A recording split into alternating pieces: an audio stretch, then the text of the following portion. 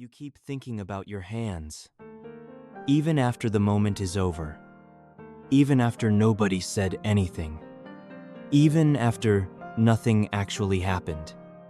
You're still there in your head, standing still, feeling your arms, your fingers, the strange weight of having hands at all. One part of you was just standing there, but another part of you was watching how your arms hung at your sides, watching whether your shoulders looked tense, watching whether your hands looked awkward, empty, too visible. And the more you watched, the less natural it felt. It started so quietly. You were just standing there, maybe waiting for someone, maybe listening, maybe trying to look normal in a room where everyone else seemed to know what to do with their body. Your feet were still. Your face was calm enough. Nothing dramatic. And then suddenly, your attention dropped into your hands. Like your mind pointed at them and said, "Wait, what are we doing with these?" Your fingers stiffened a little. Your arms felt too straight. Your palms felt exposed. So you adjusted. Just a small movement.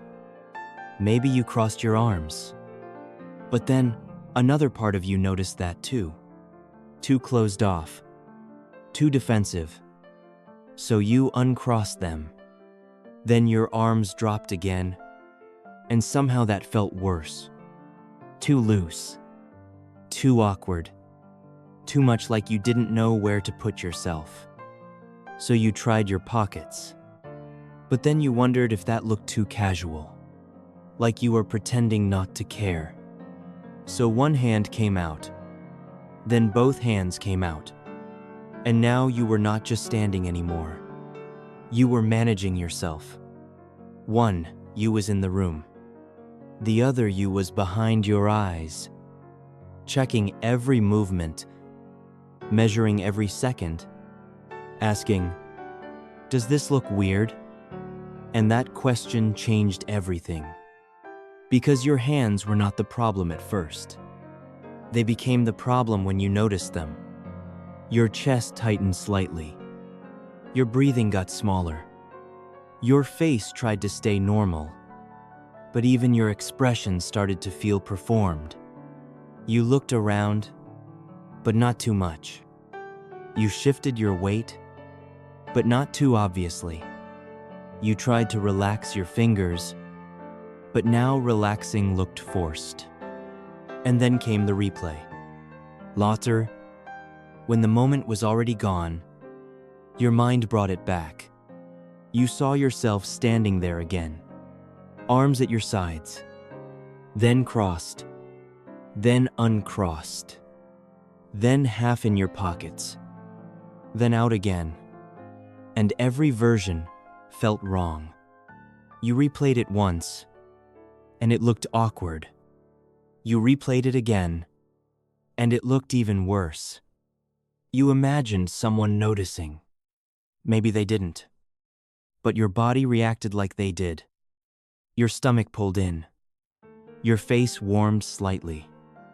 Your shoulders remembered the tension, as if you were still there. And the strange part is, you weren't embarrassed by what happened. Not exactly. You were embarrassed by watching yourself happen. That quiet split inside you. The one who moves, and the one who judges the movement. The one trying to be natural, and the one making natural impossible. Because the moment was already over, but you kept it alive. Not with what happened, but with how it felt inside you. And maybe that's why it stayed. Not because your hands were strange, not because anyone cared, but because for a few seconds, you felt like you had become visible to yourself. Too visible. Like your body was no longer something you lived in, but something you had to present correctly.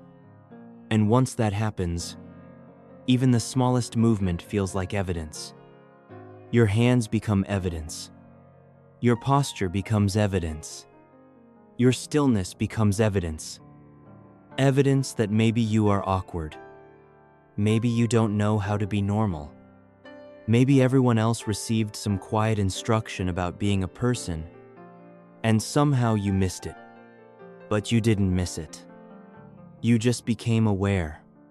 And awareness, when mixed with fear, can turn ordinary things into performances. Standing becomes performing standing. Resting becomes performing relaxation. Being there becomes performing being there. And your body feels it first.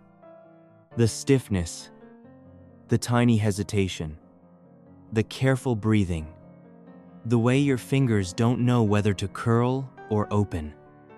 But underneath all of that, there is something softer. You were not trying to be perfect.